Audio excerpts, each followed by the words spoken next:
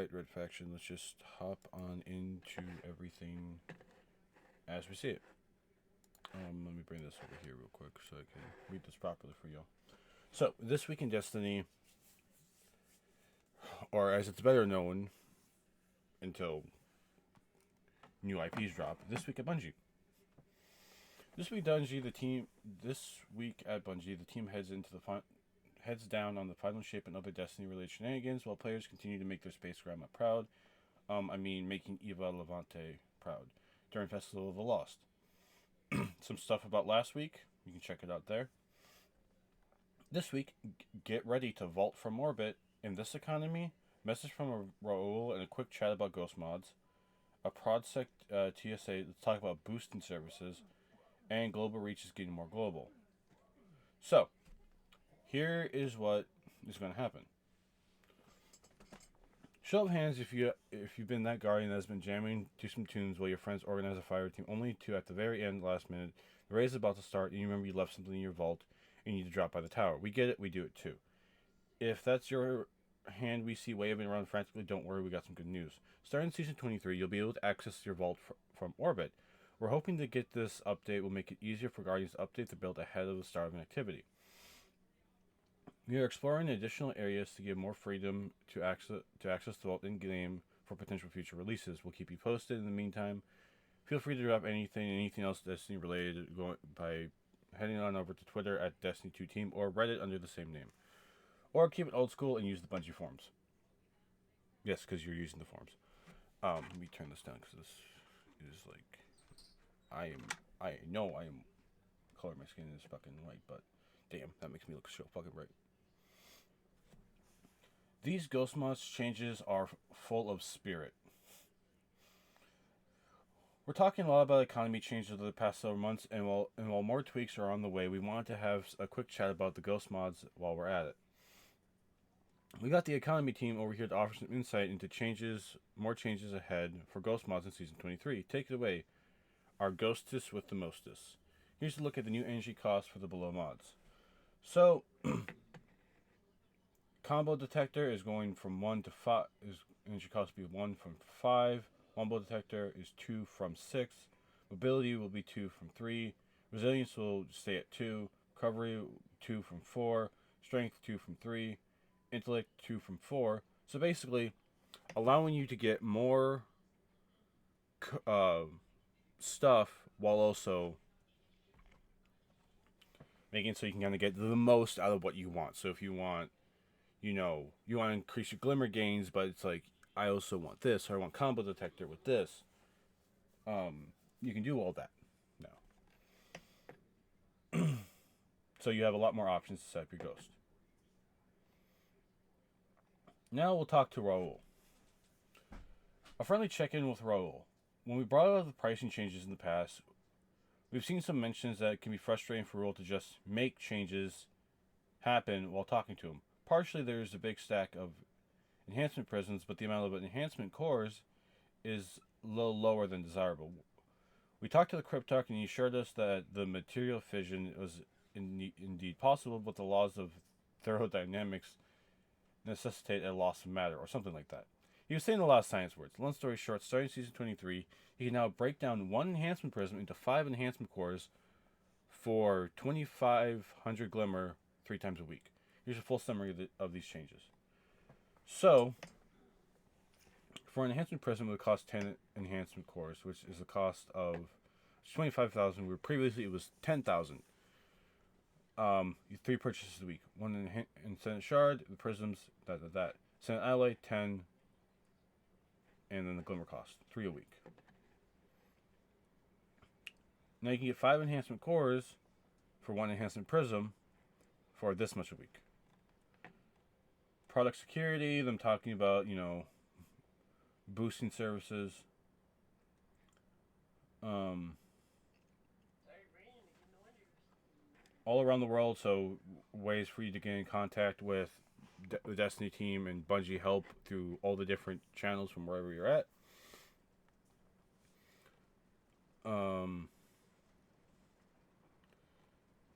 Some Spider-Man inspired drip, the blueberry look,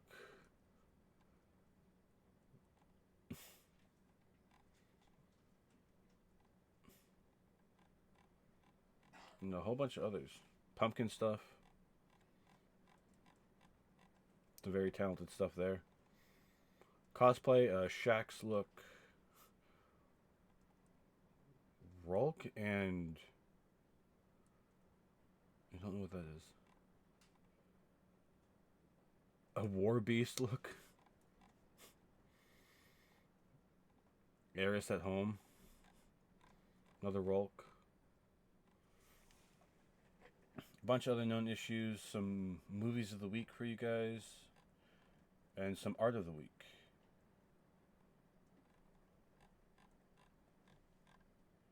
Dang. Oh, that's really cool.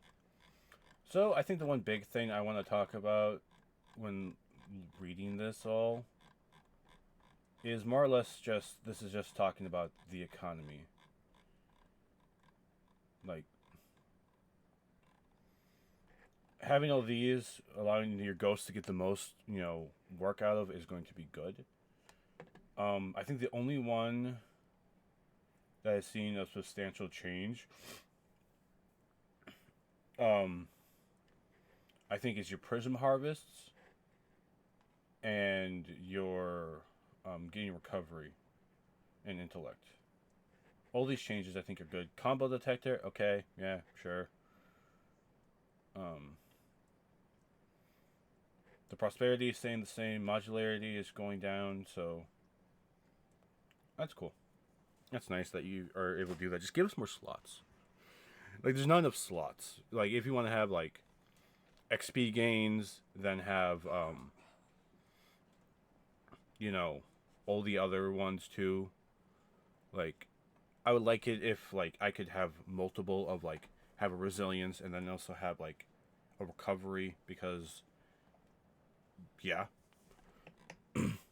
This change, I think, is cool, because there are times you find yourself with so little enhancement cores. So you can get about like 15 a week from one of these. So you can, like, if you have a surplus of these, you can break it down so that you can upgrade more weapons, and get some more armor up there.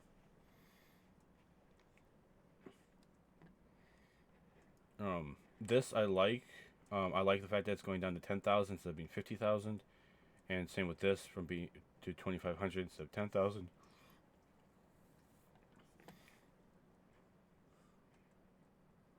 You know,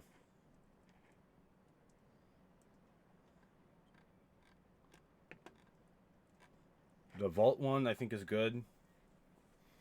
So yeah, mostly just being able to better equip yourself with all these. This, I mean, if you're doing this in this game, just don't. Just don't. They shouldn't even have to say this. I mean,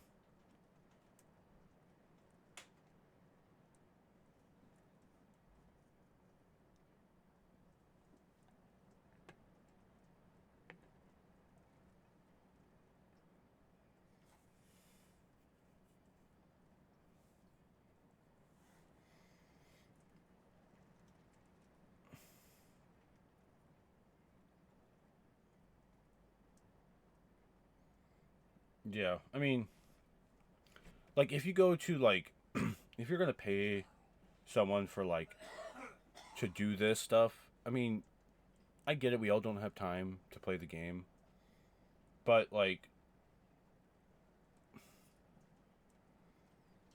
you can, I guess, find a way around it all.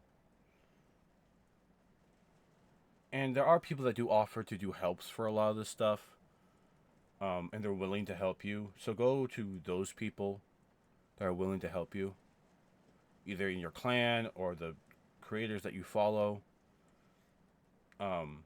If you're cheating, just stop it. Get some help. It's really not something that, if you are trying to play to get a better, because you want this loot, but you can't do it on your own and you need a cheat. I mean, what's the point of you going for that loot? You're gonna burn yourself out. Oh, I got this new loot, but what did it cost you? Your whole account. Your whole account. It's like, yeah, I finally got, the God roll 10 out of 10 freaking messenger, but I had to use freaking cheats that gave me heavy ammo, let me see through walls, and gave me unlimited special. And my super recharged like crazy just so I could get free wins. Oh, I got the God roll. Okay, now I'm done. Now I don't need to use these cheats anymore. Well, that's not going to help you. You have the God roll, but like, I don't know. This, like, them having to say all this, basically just says, hey, we know this is happening. Can it not? Like, and they give an explanation as to why. I mean, I don't know about y'all, but I don't see the point of doing these. But I don't know. That being said, Red Faction, there are multiple videos up on the channel now for the Spider-Man playthroughs that we've done basically this past month. We just beat Marvel Spider-Man 2. There's a video about me talking about it, not really spoiling much, but just giving my general thoughts on the game from my perspective without looking at all the other things that people are kind of really talking about. Just general thoughts of the game and everything. So that's up there. The dev insight that got released yesterday, made a video of that late night, kind of going over it, talking about it. I hope that, next week they start talking a bit more about the, because we're seeing economy changes, we're seeing weapon changes. Can we talk about some stuff with armor? Because they did say a while ago, I can't remember exactly what TWAB it was in, but they mentioned that they're going to be doing more stuff with stasis. Now, you know me, I don't like stasis.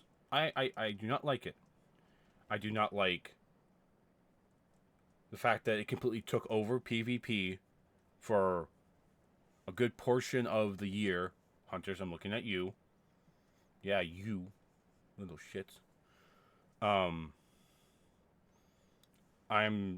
talking about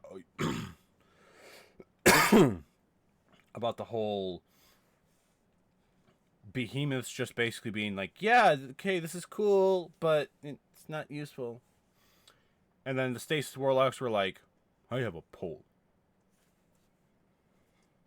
I don't know. That's just my general thoughts and opinions. I would hope that with this new season, we take a little bit more look at a better look at stasis, maybe upgrading a couple things to it, making things like Headstone feel a bit more like worthwhile to get. A lot, because something that we've seen, and I was thinking about this earlier today before I made this. When you get when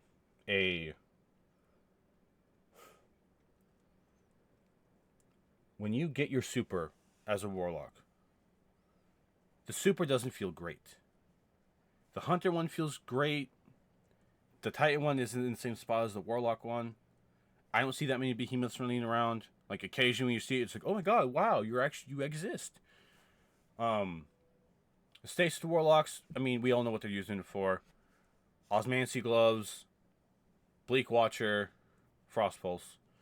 The super is kind of, it's there. It's like, oh my god, I got my super. Let me just,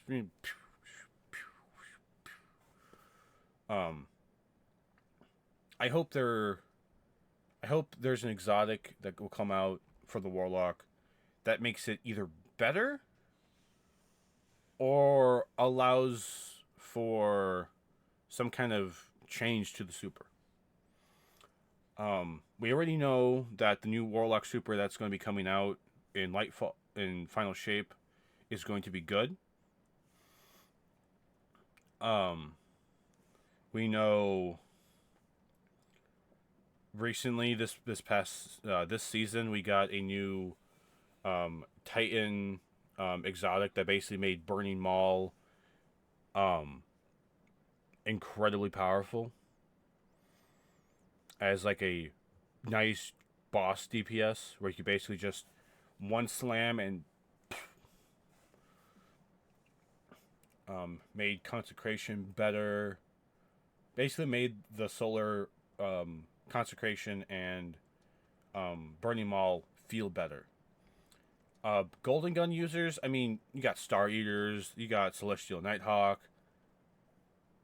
If the stasis change for the stasis exotic for the warlock doesn't change its super, I would prefer having maybe a solar one that maybe changes Dawnblade into be something more on that feel of space, like Space Wizard.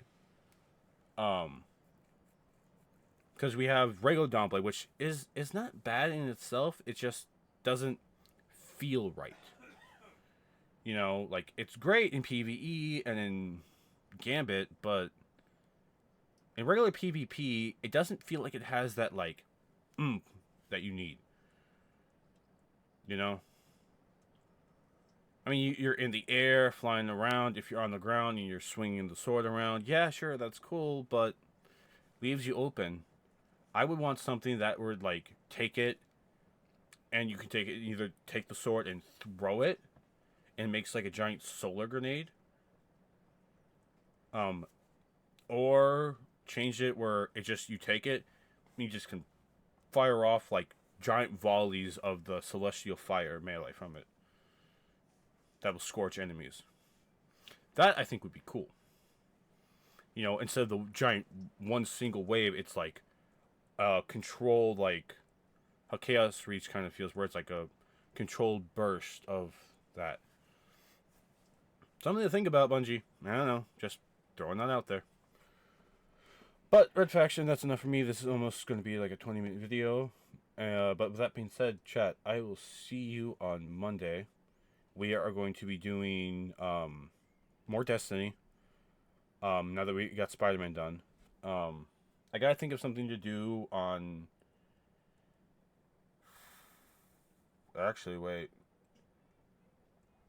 I might do a late night stream on Tuesday. We might do something. Like I'll find some kind of game to play. Maybe we'll, I'll think of something. Should be interesting. But anyways, see you Monday. Have a good one, folks.